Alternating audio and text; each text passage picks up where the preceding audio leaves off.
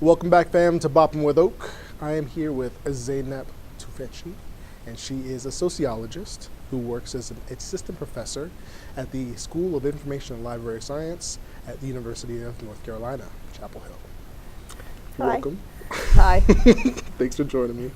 Thank you for inviting me. Yeah, well, it's actually been a really great time over the past few months getting to talk about topics with you, particularly on the way that we use social media, the way that we interact with it, and considering that this is a blog that's online, these are videos that people watch online, and this is essentially a television show online.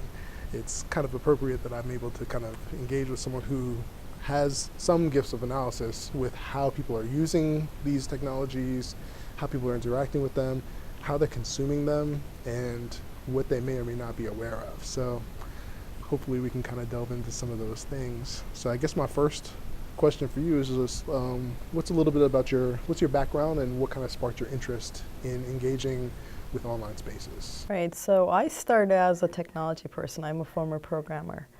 I didn't start out thinking I'm going to be a sociologist, I'm going to study these things. I was just interested in computers from an early age. I learned to program just on a home computer back when those things were a little more exotic than they are now. And then I started college studying computer programming, but a couple of things happened. One, I started working as a professional programmer because I needed to work through my way through college. And that was just the only feasible option for me at the time, which I was really lucky actually to have because it's the kind of skill that you could pick up a job with back then.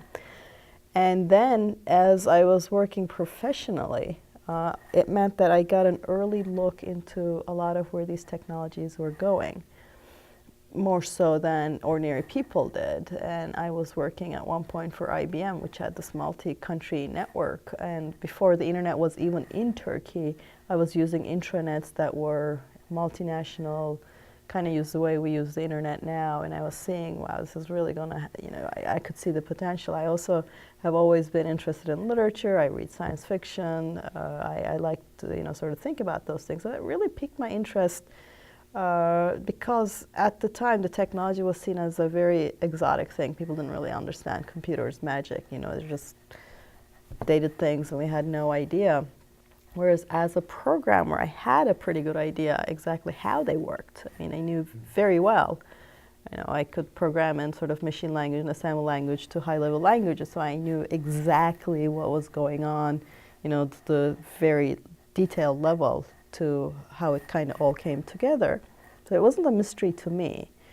But what was interesting was I kept seeing where things were going because, I'm just working with the technology with an understanding. So I could see where things were going and I thought, wait, this is going to be really interesting. People are all going to be connected.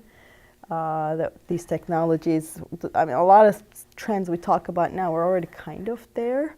So I kept thinking of how it was going to impact everything. And I grew up in Turkey, where and when I was growing up, there was a single television channel and one radio station on FM because it was all state controlled. I mean, the television came. So did you watch television meant did you watch television? There wasn't two channels. There wasn't a choice. There was a time period in which, it turned on at, I don't remember, 6, 7, and whatever was on, right? And I kind of saw that change. They started liberalizing, allowing more TVs and radios, but the internet was already coming. You had the bulletin boards and other stuff, and I was just sort of seeing how much of a difference that this expanding information landscape was going to have.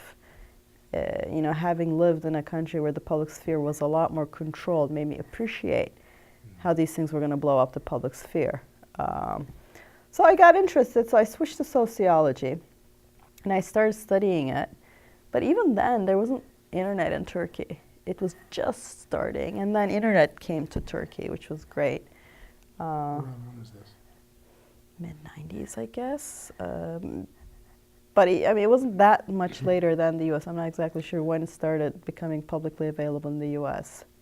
And then I wanted to study these things, so I applied and got accepted to University of Texas at Austin. So I kind of just came, and that was fine, and I wanted to study these things, but it was really, at first, not a thing a lot of people did. A lot of people were like, what? You study what? Because it wasn't really, I mean, it was seen as something you would study the technology, and I kept saying, I don't study the technology, I study how it impacts what people do. It's kind of like you studying how cars change your world. I'm not studying how carburetors work, I'm not studying how the engine works necessarily, although I have some understanding that helps me evaluate the social side. So it was, for a while, it was a little difficult to explain why we should study these things. And then life caught up. You know, Facebook came, and people were like, wow, this is changing a lot of things. Social media happened, and then, you know, I studied social movements, and then the Arab uprisings happened. And then everybody was thinking, well, a lot of people started thinking, oh, these are worth studying just from the social side.